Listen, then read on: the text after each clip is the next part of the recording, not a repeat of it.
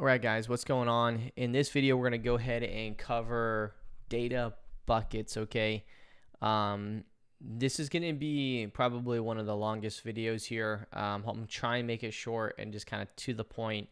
It'll be a little bit easier. I have some resources being created to kind of, I guess, bolster this training here for you guys, but we're going to cover this the best way that we can.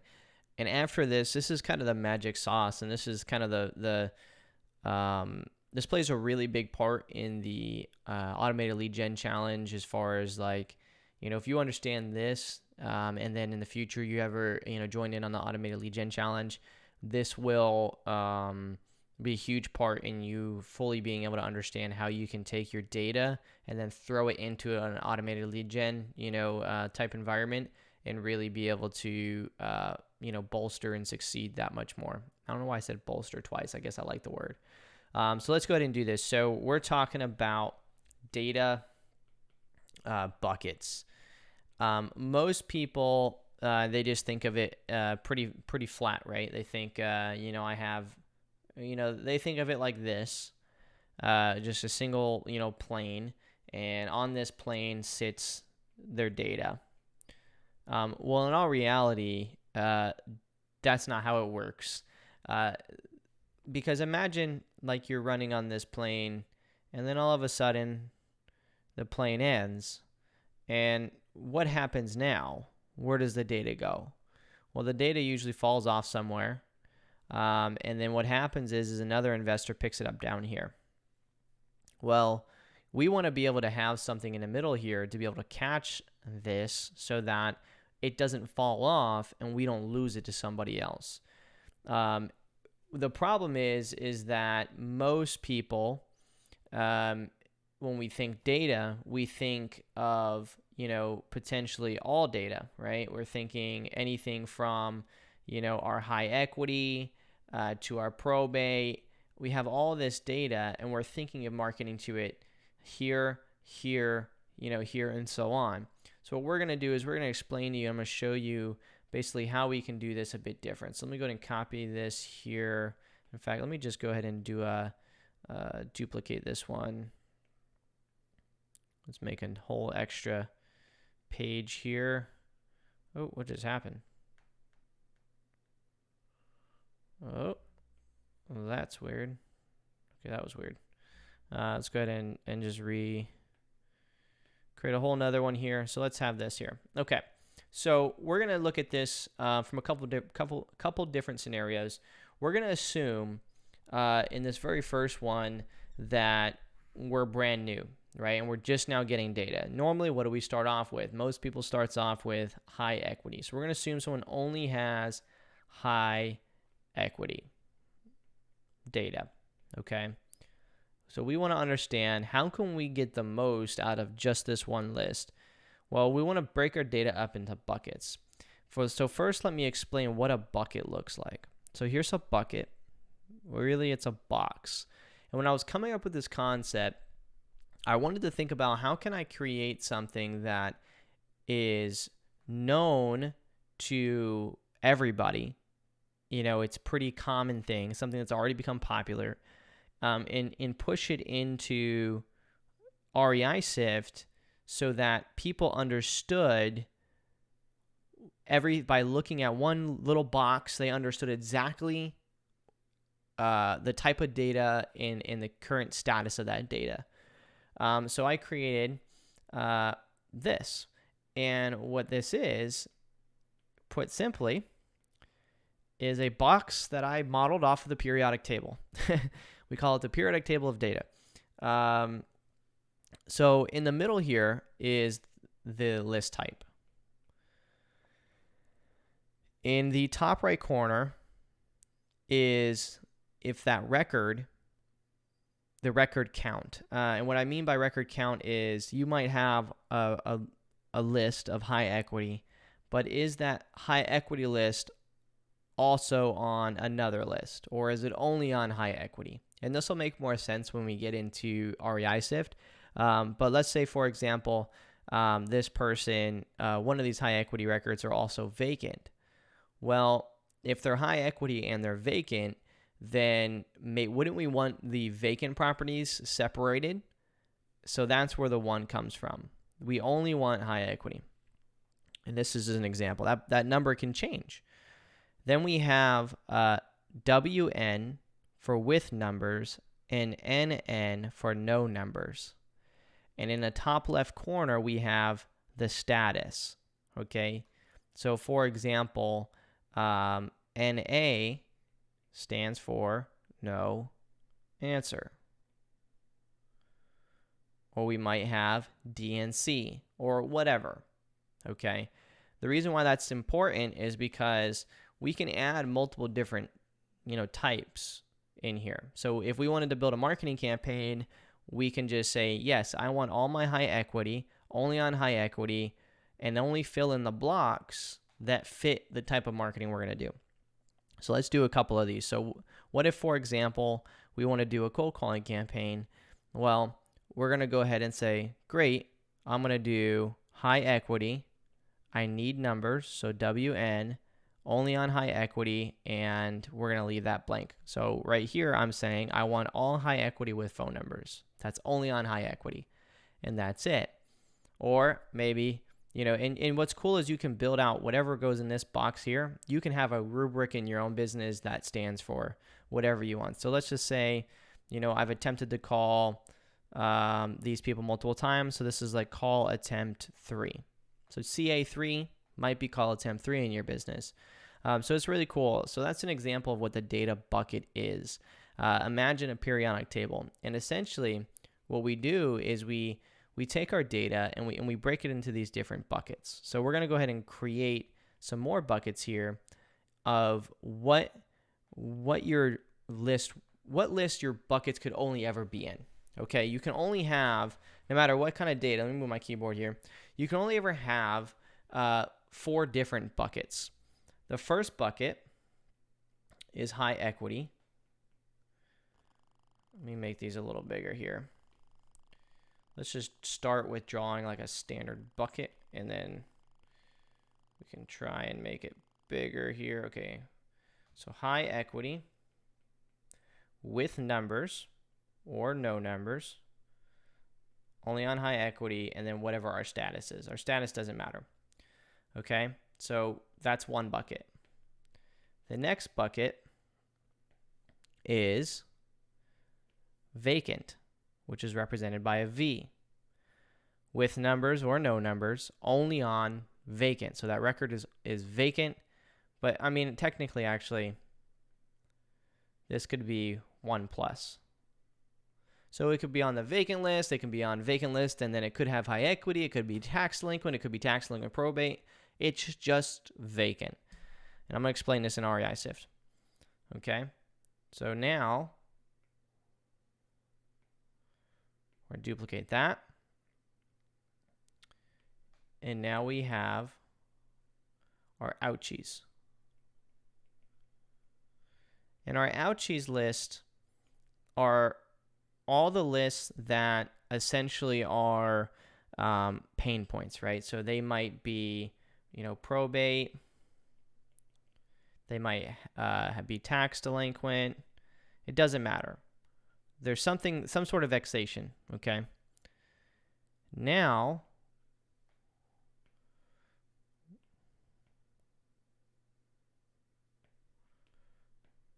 we have are stacked. And this is any bit of data that's on 2 or more lists, period. Okay? Now, outside of the vacant list, no other list can have vacant records in it. The only list that has vacant records is your vacant data. The only list that has 2 or more only is in your stack data. The vacancy data can have records that are on, 2 or more, but they can also have records that are only on one list, aka, for example, high equity and vacant. But you'll never have any stacked data that has vacant records in it. You're always basically separating out this data, all the data you have, into different buckets. So let's just say, for example, again, that somebody has only high equity. What two buckets could they have? Well, if they upload that high equity list into REI Sift, we're going to check the high equity data for vacancy.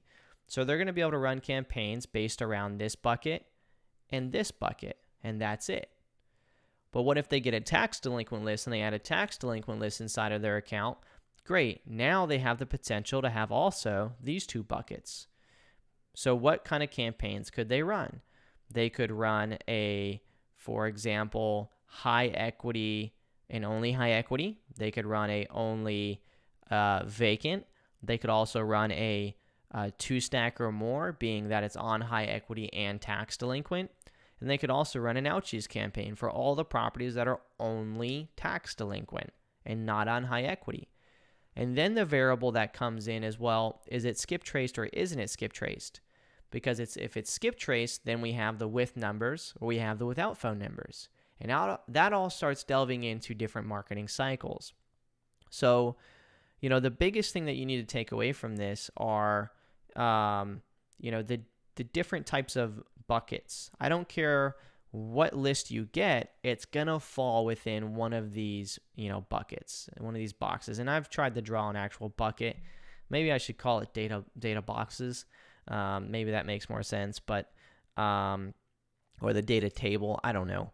But nevertheless, by having this, what I can do then is I can have you guys have an example here where I eliminate this bucket here and this one, and then I allow you guys to have a resource where now, you guys can use this bucket and you could say, okay, I want to go ahead and I want to create two campaigns. So I need my VA to do two campaigns.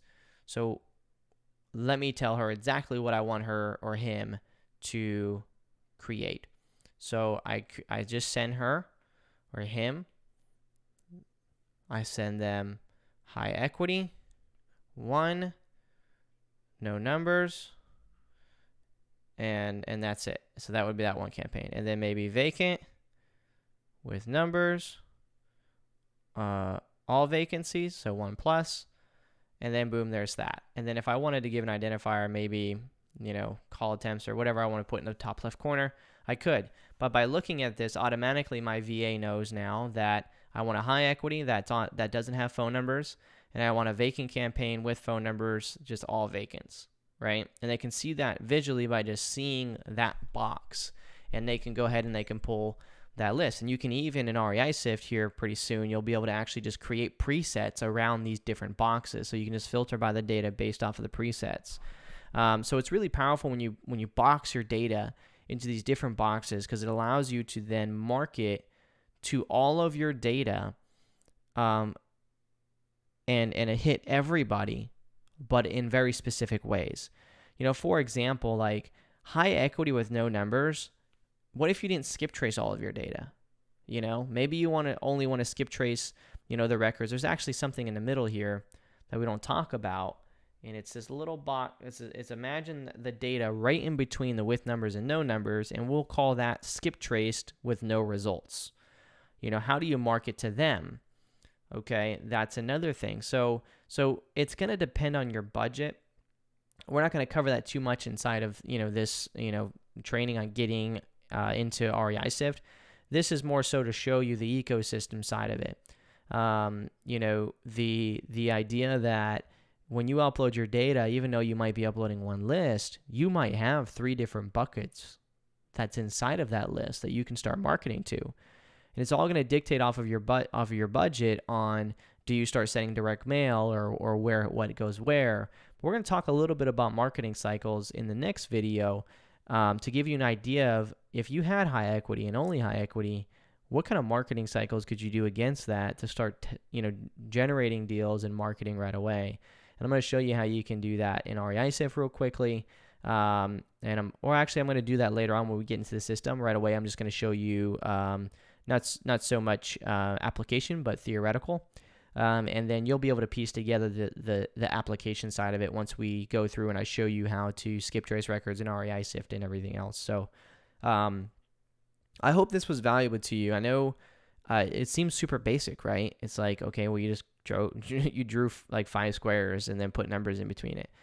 But knowing this and wrapping your head around the fact that you have different data buckets inside of it will fix your mindset to understand that, well, you need to start then creating campaigns that look something like this. And this goes back to our recycling video earlier, where we start to understand how this works, right? So every single one of these has a cycle that we're recycling around it to produce highly targeted, very efficient, very cost-effective marketing campaigns that yield very predictable results, so that we can build a stable business no matter what the economy is doing, no matter what we have going on in our lives. We can build these buckets and cycles around our lifestyles and the type of businesses we want to build. Okay, because the beautiful thing is once you do this on a micro scale, if you want to go big and become a big operation, all you do is you expand this. Because remember, most people that are in really big operations, what do? They just hit high equity, right? All they're doing is hitting this number right here. They're hitting what most people with really big operations that are just spending a bunch of money and just kind of seeing what sticks, they're hitting high equity and then with WN for with numbers. So they skip trace it. They don't focus on anything in the middle, anything that doesn't get results. They're just literally hitting high equity. In fact, they're not even doing that. They're just high equity with numbers. They're not even suppressing out vacants. They're not doing anything out of that. So while they're trying, let's just say they have 60K numbers, 60 phone numbers, the deal might be the high equity that is vacant on the 59,667th number. Well, you've already pulled those out into this bucket, so they might only be the 200th number out of your 6,000 numbers right here. You see what I'm saying? So by pulling out that bucket, that group of people, we're able to market to the potentially highly motivated in whatever fashion we need to do over here. But then up here, we're going to end up, still hitting those high equities, still, hitting them in a way which we're going to be able to hit those people that might just be selling based off of opportunity. But we're still trying to really find those people that actually need our help, right? People that are looking and in situations where they need to sell their property. So we're putting ourselves in the best position for a deal to be there already, and for a problem to need to be solved instead of just trying to make deals happen. They're already in front of us. We're just kind of interjecting ourselves. So hopefully this was valuable to you. I really hope it was. It's a concept that I think is very powerful. I think it's very effective. And I think if you implement it in your business and your mindset, I think that you'll find yourself having a lot less stress about your data and a lot more clarity in how you need to be marketing. See, the beautiful thing is that Target, Walmart, all the big box stores, they're all doing this, right? When you go and you shop and you put in your coupon code or you swipe your Target card to get the points and all that stuff, they're literally doing this. They're putting you in different boxes. They're segmenting you so that they can target you in a very specific way that they recognize is unique to you or that you'll respond to. So why don't we do the same thing? Again, this is your best resource. This is how you make money. So why don't you understand it? I understand, a lot of people would argue with me saying, well, don't overcomplicate it. Don't do this, don't do that. And that's 100% accurate. What I'm saying is don't overcomplicate it. It's this simple. Just implement it so that from the ground floor, you have very good foundation so you can grow without any bad habits. So if you start marketing to high equity, you start marketing to only just vacants, you start just smashing these lists and you start generating deals, what happens is you start having a lot of success and you get an egghead, right? So what ends up happening is then you're trying to figure out, well, how do I grow? So then you pause the productive tasks to catch up with the or you pause all the income producing tasks to catch up with the productivity, improvements and stuff, and then you have this stalemate, and then you fix it, and then you can grow again. Well, if you just start off with it, but you start off in the right environment and you start off thinking about it critically, but at the same time, from 9 to 5, you're focused on being an employee in your business and not a CEO. Be a CEO after 5 until you start, firing yourself from these different positions, and you start, learning your business, and you start growing your team. Or just produce an automated kind of method based off of these boxes. And maybe you're just a W-2 worker and you're trying to pick up rentals, so you just do this one, even just these 2 boxes. That's totally fine. You can still save a ton of money than what you would pay a wholesaler or an agent or on the market if you were to just source your own deal and dedicate a $10,000 a year budget to marketing. You'd save 5 times that and find way better deals, because one good purchase is always better than 5 okay purchases, okay? Anyway, I'm just rambling at this point. Hopefully this was valuable to you. I hope that you can take this and run with it. I'd love to see what you guys do in your REI insights. So if, take a screenshot, share it on the Facebook page, what you got from this insights on this, data buckets. So thank you again. I appreciate it. I'll see you guys in the next video. Peace out.